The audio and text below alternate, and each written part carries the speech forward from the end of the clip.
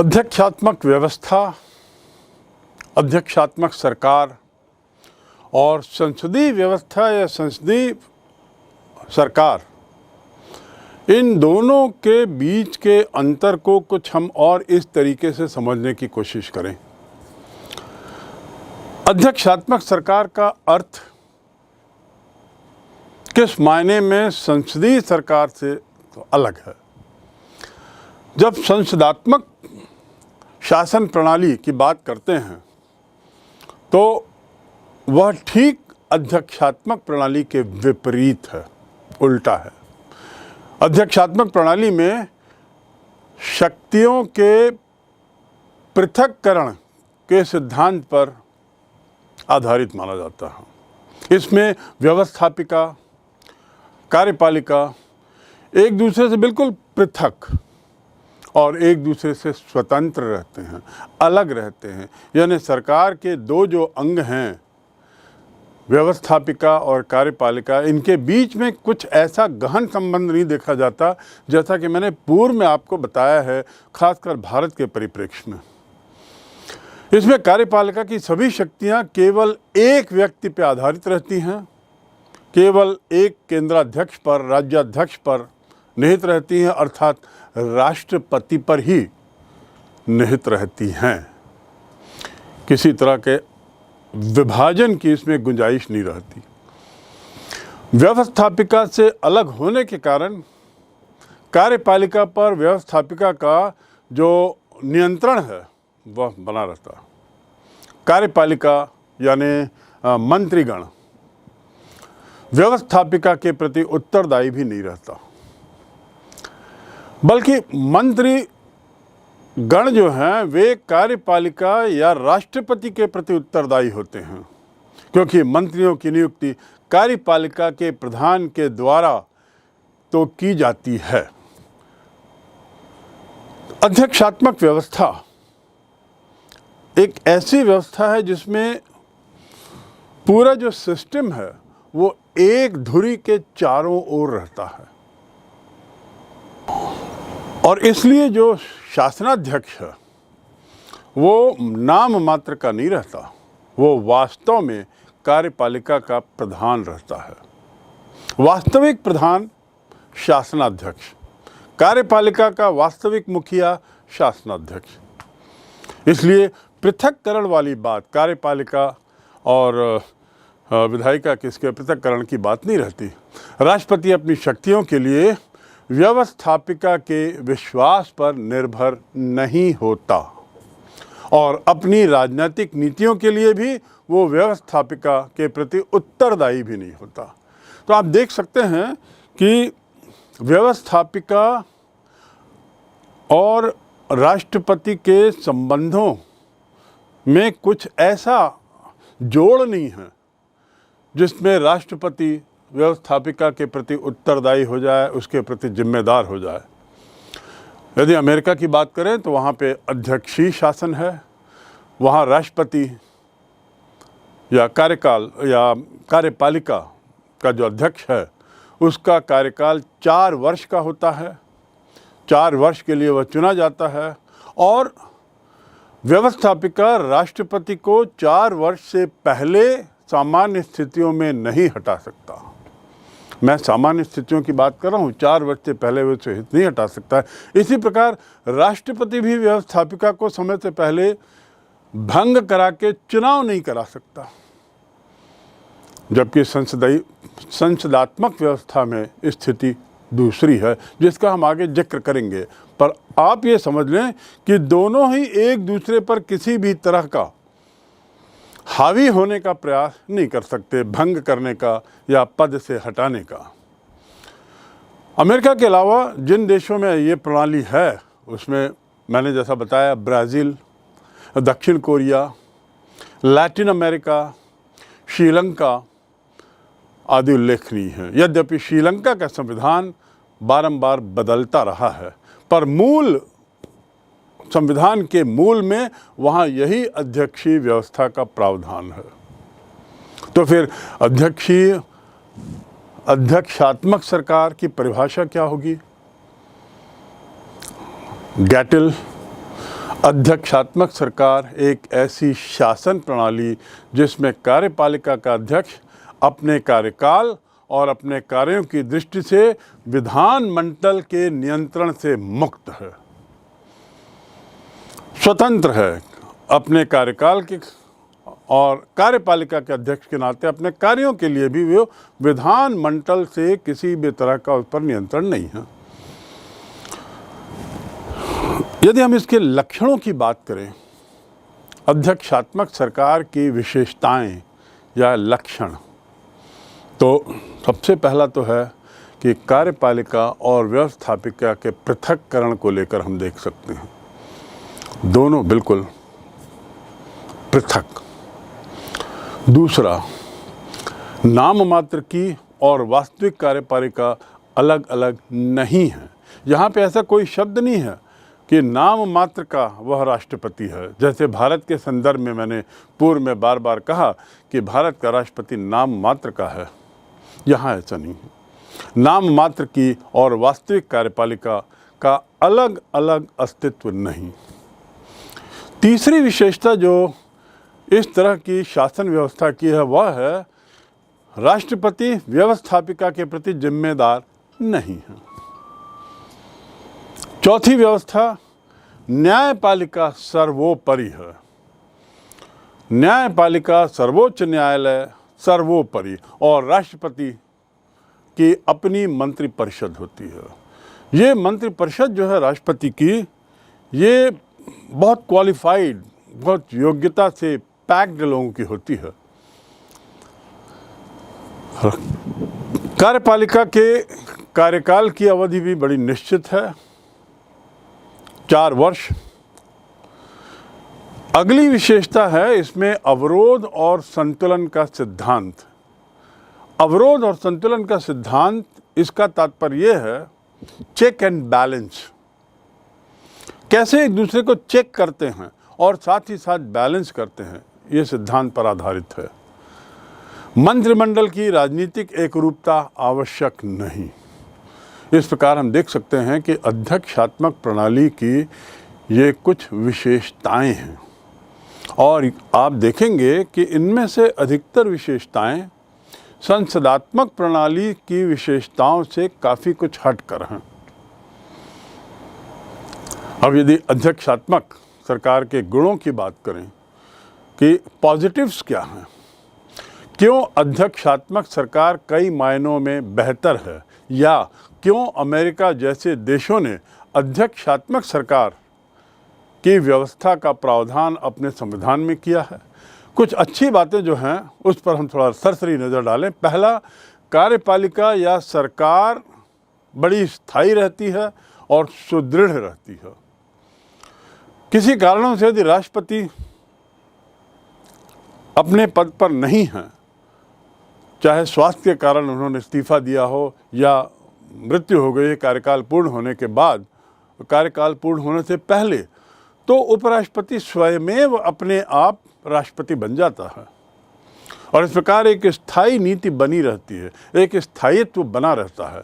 तो इसलिए हम कह सकते हैं कि अध्यक्षात्मक सरकार का एक बहुत बड़ा गुण है उसका स्थायी होना, निरंतरता उसमें बनी रहती है, सुदृढ़ता बनी रहती है और इससे किसी भी देश की अर्थव्यवस्था को, राजनीतिक व्यवस्था को एक बड़ी मजबूती मिलती है। स्थायित्व मिलना एक बहुत ही महत्वपूर्ण बिंदु है किसी देश की राजनीतिक व्यवस्था के लिए।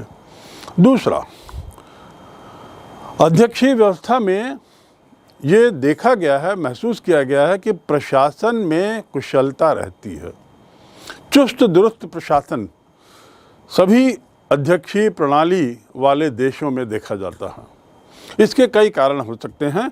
आपको केवल ये ख्याल रखना है कि संसदीय प्रणाली की तुलना में जो प्रशासन की कुशलता अध्यक्षीय प्रणाली में देखी जाती है वो बेहतर है।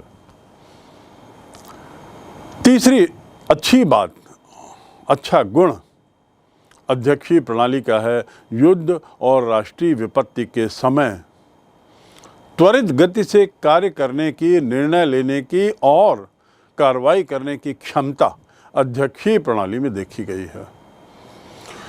संसदीय प्रणाली में विलंब एक सामान्य बात मानी जाती है। संसदीय प्रणाली में निर्णयों को लेने में समय लगता है, लेकिन अध्यक्षीय प्रणाली में युद्ध की स्थिति में, विपत्ति की स्थिति में, आपदा की स्थिति में बड़ी त्वरित गति से कार्य होता है और कार्यों को अंजाम दिया जाता है।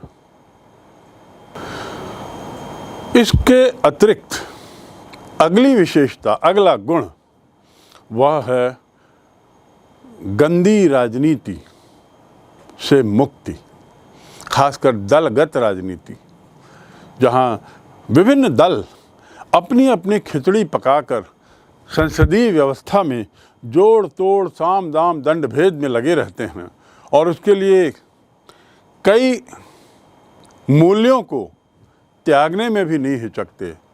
वहाँ अध्यक्षीय प्रणाली की अच्छाई ये है, उसका गुण ये है कि यहाँ पर हम पाते हैं कि दूषित दलबंदी से राजनीति जो है वो मुक्त है। ये एक बहुत बड़ा मुद्दा है, खासकर आज के परिप्रेक्ष्य में, भारत के परिप्रेक्ष्य में यदि आप देखें तो संसदीय प्रणाली के कारण आप पाते होंगे रोज की जो राजनीति है वो किस हद तक गिरी है और गिरती जा रही है। इसके पीछे हम संसदीय प्रणाली की उन बुराइयों को देखते हैं जो अध्यक्षीय प्रणाली में नहीं मिलेगी। तो इस प्रकार दूषित दलबंदी की राजनीति से मुक्त रहती है अध्यक्षीय प्रणाली। अगला गुण है शक्ति पृथक्करण के सिद्धांत पर आधारित होने के कारण ये बलवती रहती है। ये अध्यक्षीय प्रणाली में हम पाएंगे शक्ति पृथक्करण का जो सिद्धांत है वह बहुत कुशलता से यहाँ काम करता है। राष्ट्रीय एकता, अध्यक्षीय प्रणाली एक व्यक्ति पर केंद्रित है और वह भी राष्ट्र कार्यपालिका और व्यवस्थापिका इसका एक मुखिया है। तो परिणाम यह होता है कि वह एक राष्ट्रीय एकता का प्रतीक चिन्ह बन जाता है। राष्ट्रीय एकता के लिए ये एक बहुत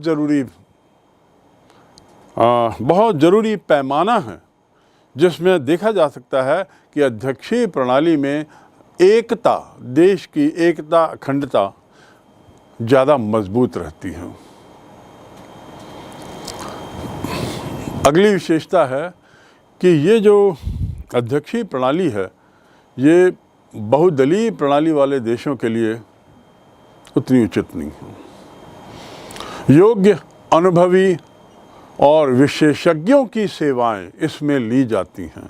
जैसा मैंने कहा कि राष्ट्रपति का जो मंत्री दल होता है, राष्ट्रपति जो अपने मंत्री बनाता है, वे लोग मात्र केवल राजनीति में ही डूबे हुए नहीं रहते। उनकी पृष्ठभूमि पूर्ण राजनीति नहीं रहती। वे लोग विशेषज्ञ रहते हैं, वे लोग अनुभवी रहते हैं अपने अपने क्षेत्रों में, वे लोग योग्य रहते हैं और इसलिए ऐसे मंत्रिपरिषद से बेहतर परिणाम की अपेक्षा रहती है। टेक्नोक्रेट्स रहते हैं, सक्सेसफुल बिजनेसमैन रहते हैं, सक्सेसफुल सोशल वर्कर्स रहते हैं, आदि आदि। तो ये आप देखेंगे अध्यक्षीय प्रणाली के जो राष्ट्रपति के तहत कार्य करने वाला जो मंत्रिमंडल होता है या हम उसे बोले मंत्रिपरिषद, उसमें अधिकतर लोग आप पाएंगे योग्य हैं, तकनीकी दृष्टि से मजबूत हैं, विशेषज्ञ हैं और अनुभवी हैं। अगली विशेषता जिसका जिक्र मैं पूर्व में कर चुका हूं कि आपात स्थितियों में त्वरित निर्णय, त्वरित कार्रवाई होती है, तो उसी के मध्य हम दूसरी बात कर सकते हैं कि इनके कार्यों में हम शीघ्रता पाते हैं। अर्थात अध्यक्षीय प्रणाली में नीतियों के निर्धारण में, उसको कार्यान्वित करने में, उसके परिणाम पाने में जो विलंब संसदीय प्रणाली में देखा जाता है वह यहाँ पर नहीं है। यहाँ पर सभी चीज़ें बड़ी त्वरित गति से होती हैं, शीघ्रता से होती हैं। 10वीं विशेषता या 10वां गुण अध्यक्षीय प्रणाली का है कि यह प्रणाली जो है बड़े राष्ट्रों के लिए, विशाल राष्ट्रों के लिए अच्छी है। आप देखेंगे अमेरिका विशाल ब्राज़ील विशाल और कुछ अन्य देश जिनके मैंने नाम लिए, अधिकतर आप पाएंगे कि विशाल देशों में यह प्रणाली बेहतर काम करती है। इसके बहुत से कारण हैं, पर आपको एक कारण याद रखना होगा कि जब इस राजनीतिक प्रणाली का केंद्र एक व्यक्ति है तो विशालता की दूरियां उसे प्रभावित नहीं करती, और इसलिए विशाल राष्ट्रों के लिए ये बड़ा उपयुक्त माना जाता है। और अंतिम विशेषता है, अंतिम गुण है कि तानाशाही का भय इस व्यवस्था में कम रहता है, नहीं रहता है। इस सब के मायने ये नहीं कि अध्यक्षीय प्रणाली सर्वगुण संपन्न है। यदि ऐसा होता तो पूरे विश्व में सभी देश इसी शासन प्रणाली को अपनाए रहते। इसके कुछ गुण ऐसे हैं जो एक तरीके से हम कह सकते हैं अवगुण, और इन अवगुणों, इन खामियों के परिणाम स्वरूप, इन दोषों के परिणाम स्वरूप बहुत से देशों ने अध्यक्षीय प्रणाली से दूर हटकर अन्य प्रणाली को, चाहे अर्ध अध्यक्षीय या संसदीय प्रणाली, अपनाई है। यदि दोषों की बात करें तो सबसे पहला दोष है कार्यपालिका और व्यवस्थापिका के बीच हम तालमेल का अभाव देखते हैं। कार्यपालिका और व्यवस्थापिका के बीच हम तालमेल का अभाव देखते हैं। यानी सरकार के जो 3 अंग हैं उसमें से 2 अंगों के बीच में सामंजस्य उतना अच्छा नहीं बैठ पाता। दूसरा, राष्ट्रपति निरंकुश बन सकता है क्योंकि सारी सत्ता उस पर केंद्रित रहती है, तो निरंकुशता की संभावना ज़्यादा है। तीसरा, चूंकि ये उत्तरदायी नहीं होते, इसलिए शासन भी हम कह सकते हैं अनुत्तरदायी होता है। अनुत्तरदायी शासन, चौथा गुण, चौथा बुराई, चौथा दोष, पूरा जो दायित्व है वो एक व्यक्ति पर है। एक व्यक्ति के विचारधारा, एक व्यक्ति के लाइक्स और डिसलाइक्स, एक व्यक्ति की सोच पूरे देश को प्रभावित करती है। और यदि अमेरिका जैसे देश में ऐसी व्यवस्था है तो वहाँ के राष्ट्रपति की सोच पूरे विश्व को प्रभावित करती है।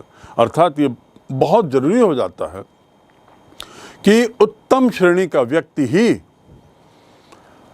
ऐसी प्रणाली में राष्ट्रपति बने, क्योंकि पूरी जिम्मेदारी एक ही व्यक्ति पर है। ये इसकी बहुत बड़ी बुराई है। और अंतिम दोषों की श्रृंखला में अंतिम दोष जो हम पाते हैं इस व्यवस्था में वह है जनता में राजनीतिक शिक्षा का अभाव रहता है, क्योंकि मतदान और चुनाव प्रचार और ऐसी जो बातें हैं वे जितनी संसदीय प्रणाली में हैं, जितना इस संसदीय प्रणाली में राजनीतिक शिक्षा सामान्य जनता तक पहुंचती है, जो एक चैतन्य नागरिक के नाते आवश्यक है, उतना अध्यक्षीय प्रणाली में ऐसी व्यवस्था नहीं है। तो वहाँ पे हम देखते हैं सामान्यतया कि अध्यक्षीय प्रणाली वाले देशों में राजनीतिक शिक्षा का अभाव रहता है। इस प्रकार हमने अध्यक्षात्मक प्रणाली के गुण, दोष, अच्छाई, बुराई और ये क्या है इसको समझ लिया। अब हम बढ़ते हैं संसदात्मक प्रणाली या मंत्रिमंडलात्मक सरकार या व्यवस्था। आखिर क्या है, जिसे हम अंग्रेजी में कहते हैं पार्लियामेंट्री और कैबिनेट गवर्नमेंट। क्या है पार्लियामेंट्री या कैबिनेट गवर्नमेंट, क्या मायने हैं? संसदीय सरकार के विकास की यदि बात करें तो इसकी शुरुआत, संसदीय व्यवस्था आधुनिक रूप में इसका जन्म इंग्लैंड में माना जाता है। इंग्लैंड से इसका विकास देखा जाता है इस व्यवस्था का। 18वीं शताब्दी में इंग्लैंड में ये प्रथा शुरू हुई कि सत्ता में कोई भी व्यक्ति तब तक नहीं रह सकेगा जिस पर संसद का विश्वास न हो। अर्थात प्रधानमंत्री और उसके मंत्रिमंडल बाकी मंत्री, ये जरूरी है वे जनता का विश्वास अर्जित करके ही संसद में आए हों। तो इस प्रकार विधानमंडल का सदस्य होने की आवश्यकता संसदीय व्यवस्था का एक बहुत महत्वपूर्ण पहलू है, बहुत महत्वपूर्ण अंग है। क्योंकि संसद के सदस्य होना अर्थात जनता का विश्वास होना। और ब्रिटिश काल में, ब्रिटिश संसदीय व्यवस्था में जब विकसित हो रही थी तो इस बात को बारंबार बल दिया गया कि प्रधानमंत्री या मंत्री उन्हीं को बनाया जाए जो जनता का विश्वास अर्जित कर विधानमंडल में आए हों, विधानमंडल के नियंत्रण में हों और नियंत्रण में रहते हुए वे कार्य करते हों और विधानमंडल के प्रति उत्तरदायी भी हो गए हों। ये बहुत महत्वपूर्ण बात है, क्योंकि विधानमंडल के प्रति उत्तरदायी होने का अर्थ जनता के प्रति उत्तरदायी होना, क्योंकि विधानमंडल के सदस्य जनता के द्वारा चुने गए हैं। और जब तक जनता का विश्वास इनके पास बना हुआ है तब तक वो पदासीन है। भले ही उसका कार्यकाल निर्धारित कर दिया हो, लेकिन अगले कार्यकाल के लिए उनका विधानमंडल में आना तभी संभव है जब वह जनता का पुनर्विश्वास अर्जित कर चुके हों। इस प्रकार जनता के विश्वास को आधार मानते हुए संसदीय शासन प्रणाली में नेतृत्व की कल्पना की जाती है। इंग्लैंड के बाद ऐसी जो प्रणाली है वो और विकसित होते हुए और आधुनिक रूप लेते हुए Holland, Canada, Australia, Belgium, France, Japan और फिर भारत आदि जैसी देशों में पहुंचती है और वहां इसी प्रणाली को थोड़े बहुत अंतर के साथ अपनाया गया। लेकिन मूल व्याख्या उसकी यही रही कि जो भी देश का नेतृत्व करे वह विधानमंडल का सदस्य हो, अर्थात जनता का उसने विश्वास अर्जित किया हो। जब तक जनता के विश्वास पर ये खरे उतरते हैं तब तक वे सत्तासीन रह सकते हैं, अन्यथा सत्ताहीन जनता के द्वारा किए जाएंगे। तो ऐसे में संसदात्मक शासन का अर्थ क्या है? वह प्रणाली जिसमें कार्यपालिका और व्यवस्थापिका दोनों में घनिष्ठ संबंध। अध्यक्षात्मक प्रणाली में दोनों बिल्कुल अलग, दोनों में सामंजस्य की कमी उस प्रणाली की एक खामी है। लेकिन संसदीय प्रणाली में इस बात को सुनिश्चित किया गया है कि व्यवस्थापिका और कार्यपालिका के बीच में गहन संबंध हो। व्यवस्थापिका के सदस्य ही कार्यपालिका के मुखिया बन सकते हैं, यही इस बात को स्पष्ट करता है।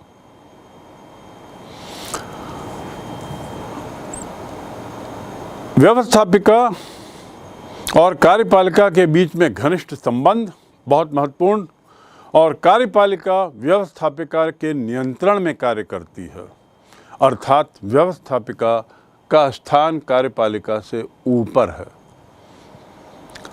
इस बात को याद रखेंगे कि कार्यपालिका के मायने हैं मंत्रिमंडल से यहाँ, क्योंकि मंत्रिमंडल जो है उसके सदस्य सब व्यवस्थापिका से आते हैं और चूंकि उनका वजूद, उनका अस्तित्व व्यवस्थापिका के आधार पे है, वे कार्यपालिका के सदस्य बनने पर वो व्यवस्थापिका के प्रति उत्तरदायी होते हैं, व्यवस्थापिका के नियंत्रण में रहते हैं, व्यवस्थापिका के प्रति जिम्मेदार रहते हैं। कार्यपालिका अपने कार्यों के लिए उत्तरदायी ही नहीं होती, बल्कि एक तरीके से उनके सामने नतमस्तक रहती है। कार्यपालिका के सभी सदस्य जो हैं संसद सदस्यों में से ही लिए जाते हैं।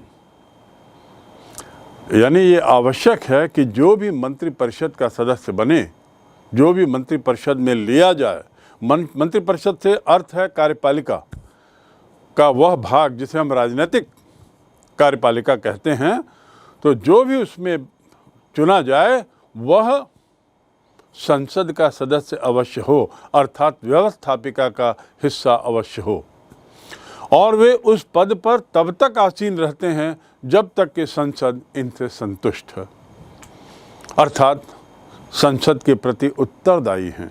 यदि संसद का बहुमत इनमें से किसी सदस्यों के प्रति या इस मंत्रिमंडल के प्रति विश्वास नहीं रखता, अविश्वास रखता है, तो वह सरकार हट जाती है।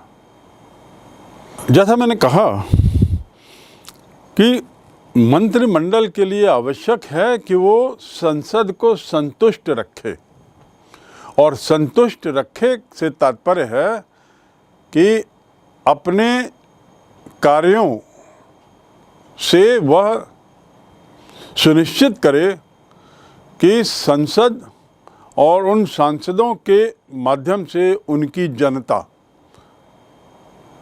इन मंत्रिपरिषद के सदस्यों से खुश है, संतुष्ट है। और जब तक ऐसा रहेगा तब तक उस निश्चित काल के लिए मंत्रिपरिषद को कोई खतरा नहीं। वे तब तक आसीन रहेंगे अपनी गद्दी पर, अपने पद पर आसीन रहेंगे जब तक कि संसद संतुष्ट है।